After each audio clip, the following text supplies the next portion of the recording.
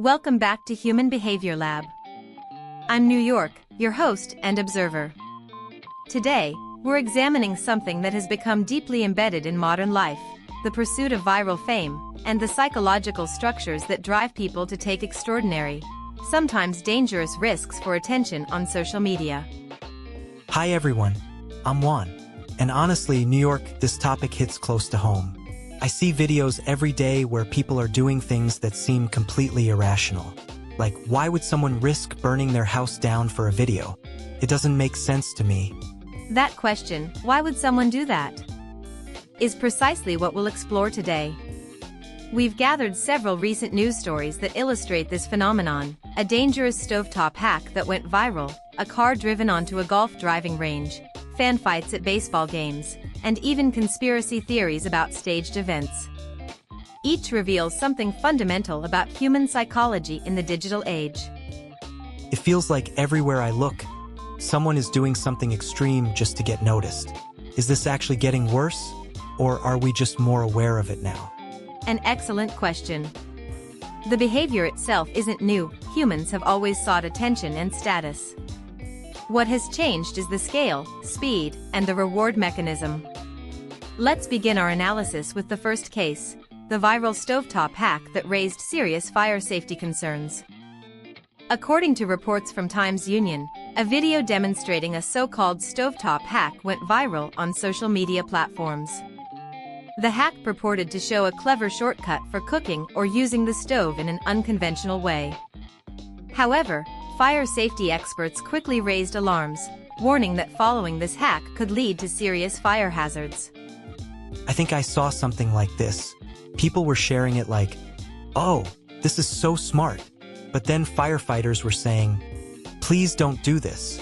Scary how fast these things spread. Precisely. And this illustrates our first psychological mechanism, what researchers call perceived utility bias. When people see a hack that promises to save time or effort, their immediate reaction focuses on the benefit, not the risk. The brain's reward system activates before the risk assessment regions fully engage. So people see easier cooking and their brain just skips the "this might burn my house down" part? In essence, yes. But there's more. The content creator who posted the hack wasn't necessarily trying to cause harm. They were likely motivated by a different psychological force, the attention reward. Let me explain a concept from behavioral psychology called variable ratio reinforcement. Variable ratio? That sounds technical. Can you break that down for us? Of course. Variable ratio reinforcement is a principle discovered through behavioral research. When a reward, like likes, shares, or comments, comes unpredictably, it creates a powerful compulsion to keep trying. It's the same mechanism that makes gambling addictive. You don't know which post will go viral, so you keep posting, trying to hit that jackpot. So posting content is like pulling a slot machine lever, and sometimes you win big with a viral hit? Exactly. And here's where it becomes problematic. To increase the chances of winning that viral jackpot, creators are incentivized to produce increasingly sensational content. A normal cooking video might get a few hundred views. But a revolutionary hack that challenges conventional wisdom? That has viral potential. And nobody's fact-checking in the moment. They just see something cool and share it. This brings us to another psychological concept, social proof. When people see others sharing or engaging with content, they assume it must be valuable or true. The more shares a dangerous hack gets, the more legitimate it appears. This creates a dangerous feedback loop. So the fact that it's viral actually makes people trust it more? That's kind of terrifying. Indeed. Now, let's consider the perspective of the viewers who shared this hack. Most of them probably didn't verify its safety. They saw something interesting, felt a moment of this could be useful, and shared it. This is what psychologists call low-effort information processing. Low-effort processing, meaning we're being lazy with our thinking? Not lazy, but efficient. The human brain processes an enormous amount of information daily. To conserve energy, it relies on mental shortcuts, or heuristics. When we see content that's already popular, our brain uses that popularity as a proxy for quality and accuracy. It's efficient, but it leaves us vulnerable to spreading misinformation. And I guess the platforms aren't exactly motivated to stop this, right? Viral content means more engagement, which means more ad revenue. You've identified a crucial structural issue. The attention economy, the system where platforms profit from user engagement, creates misaligned incentives. Dangerous but engaging content generates revenue. Safety warnings and corrections typically generate less engagement. The system, in a sense, rewards risk-taking behavior. So we have creators chasing viral hits, viewers sharing without thinking, and platforms profiting from all of it. No wonder these dangerous hacks keep spreading. Precisely. And the consequences extend beyond the immediate physical risks. When dangerous hacks go viral, they erode trust in legitimate expertise. Fire safety experts become just another voice in the noise, competing for attention against viral content creators who have no accountability for the accuracy of their posts. That's a good point.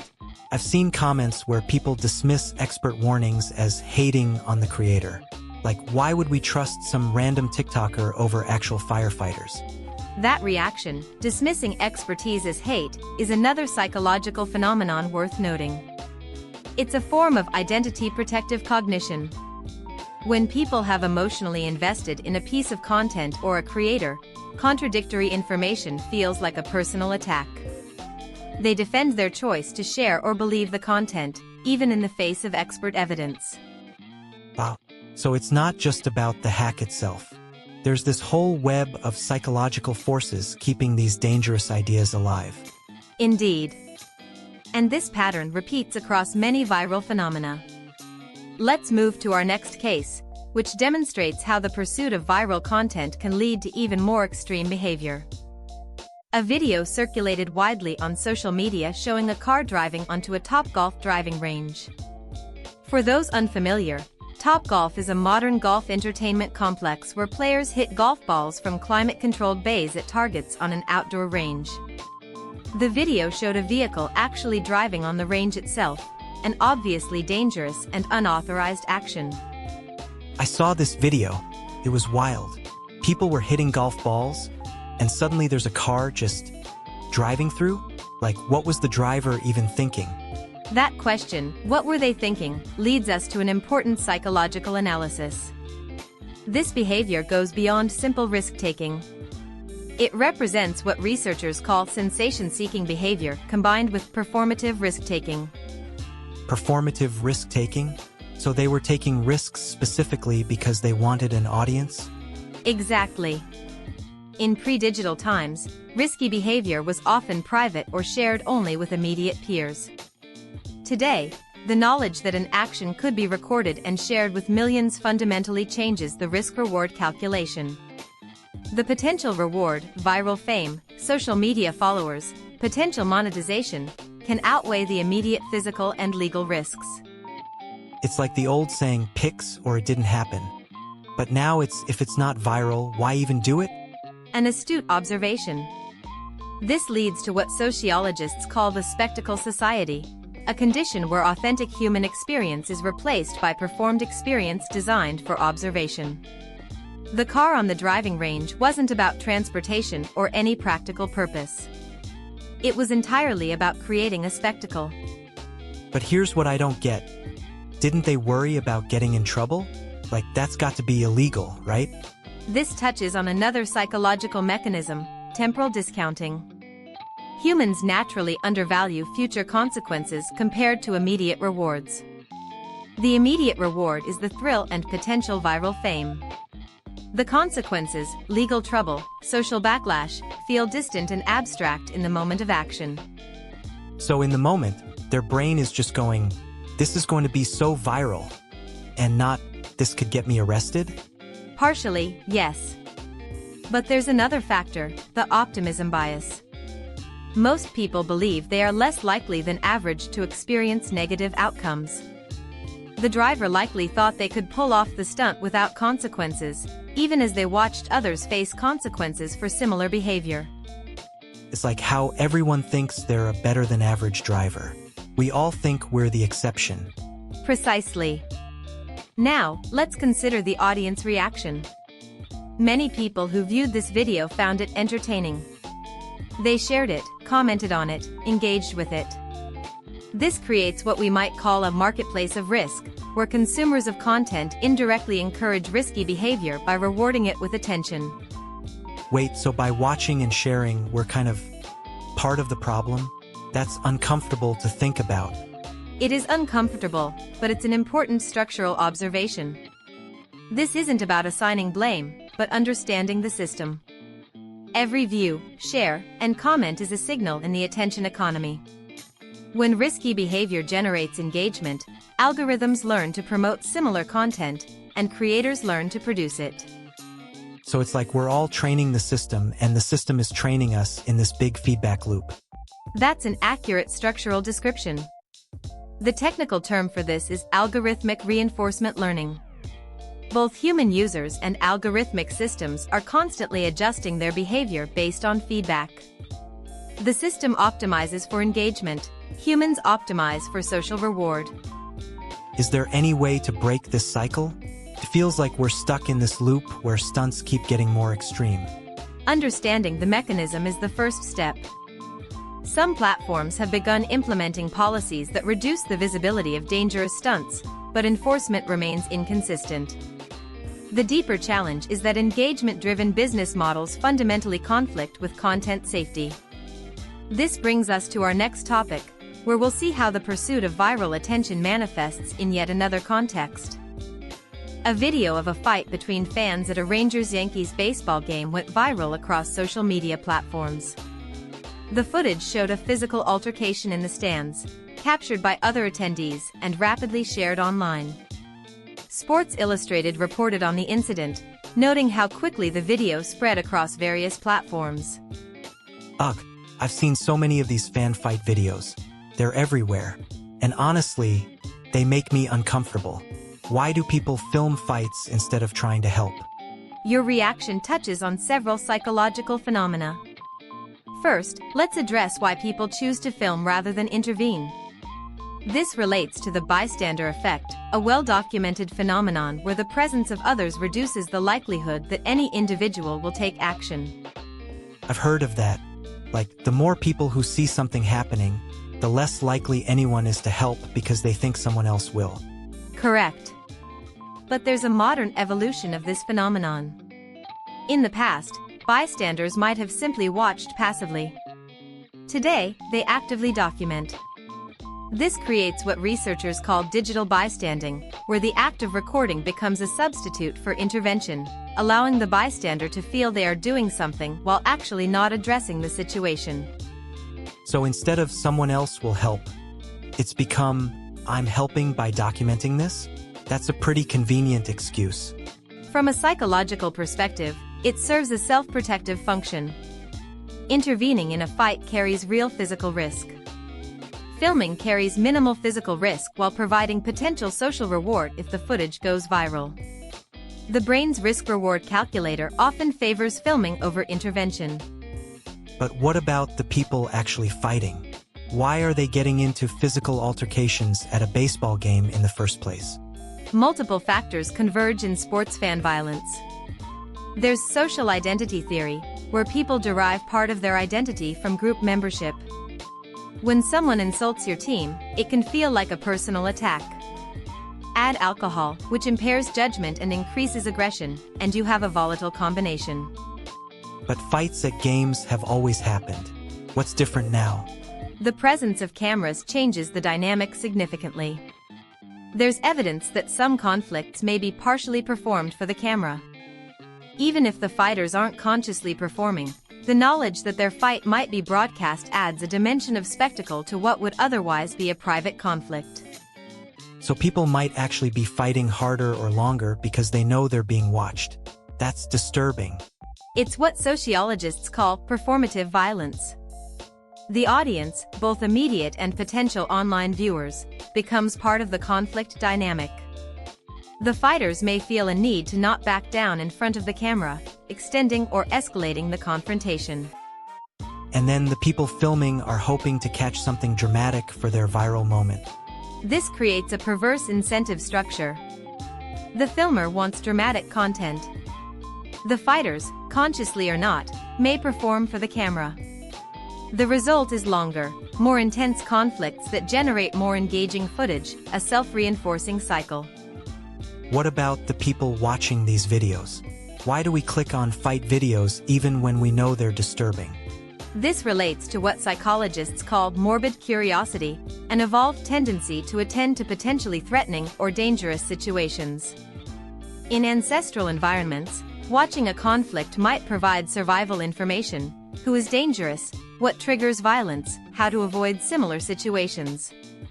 So we're wired to watch conflicts, and now we have unlimited access to them through our phones? Precisely. Our evolved psychological mechanisms are encountering an environment they weren't designed for. Morbid curiosity was adaptive when conflicts were relatively rare and observation provided survival benefits. In a world where conflict content is infinitely available, that same curiosity can lead to excessive consumption of distressing content. And I guess platforms have figured out that we'll click on this stuff, so they show us more of it?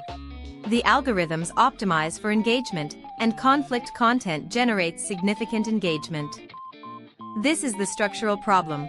Human psychology and algorithmic optimization combine to amplify the very content that many people find disturbing but can't look away from.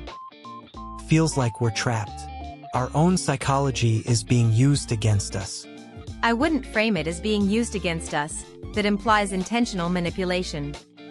Rather, we're seeing a misalignment between our evolved psychology and our current technological environment. Neither the algorithms nor our brains are malicious. They're both optimizing for what works in their respective contexts. The problem is that what works isn't always what's good for us. That's a really different way to look at it. So it's not about good guys and bad guys, it's about systems that don't match up well with human well-being. That's the structural analysis perspective. And this brings us to our final topic, where we'll see how the viral content ecosystem interacts with an even more consequential domain: political information and misinformation. The White House recently responded directly to viral social media claims that an attempted shooting at the White House Correspondents' Dinner was staged. According to Unilad Tech, conspiracy theories spread rapidly across platforms, forcing an official response from the White House to address the misinformation. This one really got to me. An actual violent incident happened, and people immediately started calling it fake? Why would anyone think that? To understand this, we need to examine several psychological mechanisms. First is what researchers call motivated reasoning, the tendency to process information in ways that support our pre-existing beliefs. People who are already distrustful of institutions are more likely to believe claims that support that distrust, regardless of evidence. So if someone already thinks the government lies about everything, they'll believe any theory that says, this official event was staged? That's part of it. But there's another factor at work, what's called cultural cognition. People adopt beliefs that align with their social group's values.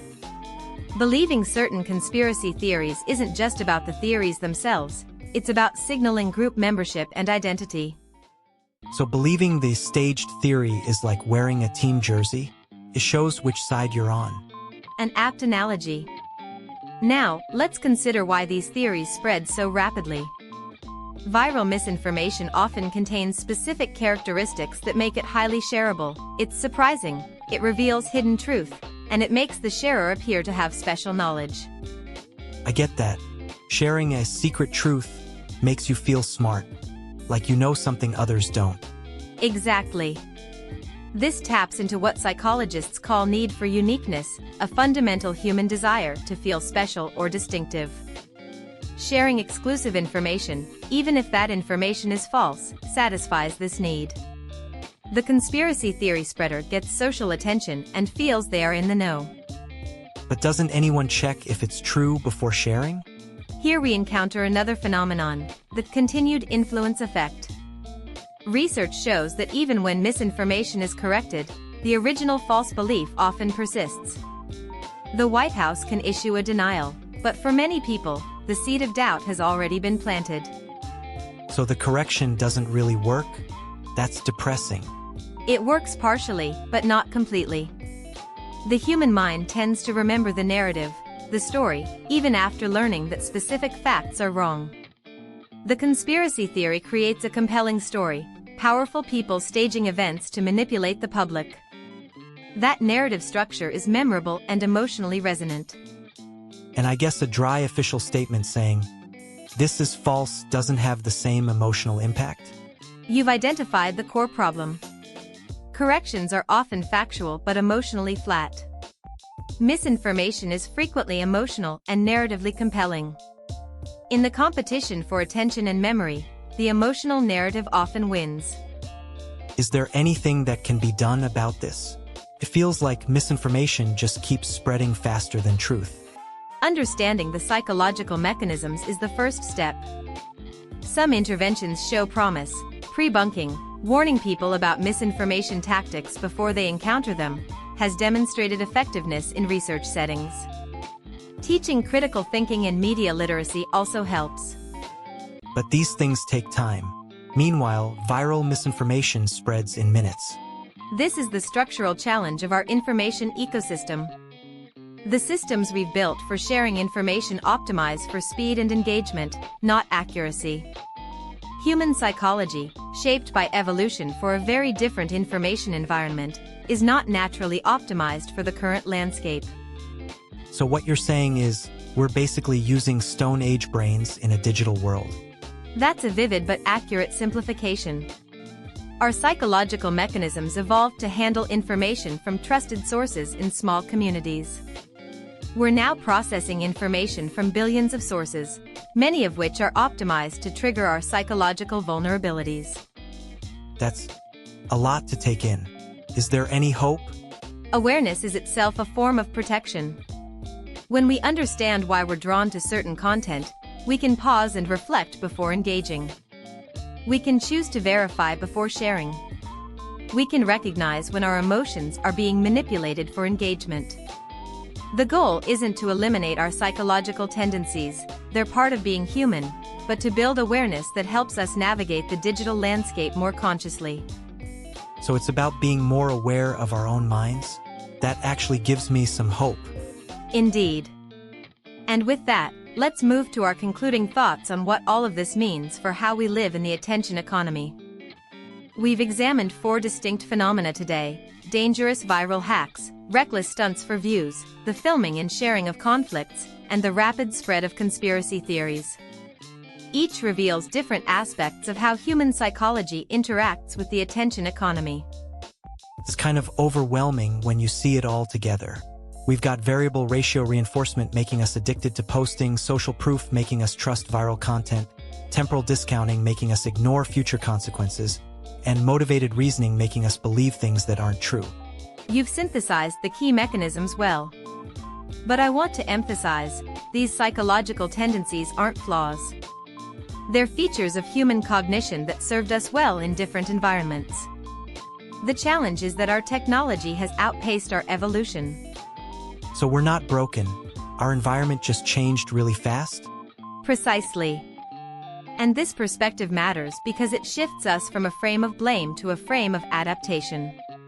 The question isn't what's wrong with people, but rather how do we adapt to this new environment? What are some practical things people can do? Several strategies show promise. First, develop a pause habit. Before sharing or reacting to viral content, take a moment to consider the source and motivation. Second, curate your information environment deliberately. Choose to follow credible sources and engage with content that adds value to your life. Third, recognize emotional manipulation. When content makes you feel strong emotions, ask whether those emotions are being engineered for engagement. Those all sound doable. It's about being more intentional instead of just reacting. Intentionality is indeed the key. We can't change our psychological architecture, but we can build habits that help us navigate the attention economy more consciously. We can choose to be users of technology rather than being used by it. New York, this conversation has really changed how I think about viral content. I used to just scroll and react. Now I see all the invisible forces at work. That awareness is valuable. And I want to note that not all viral content is problematic. Many positive movements and important causes have gained attention through the same mechanisms.